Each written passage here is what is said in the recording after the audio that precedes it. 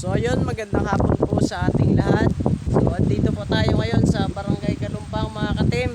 So kung nakikita niyo po mga katim, dyan sa puno ng niyog na yan ay mag-iwan po tayo ng kaunting halaga para po dito sa mga supporters natin dito sa Barangay Kalumpang. So paunahan na lang po mga katim. So nakikita niyo po yung puno ng niyog na yan.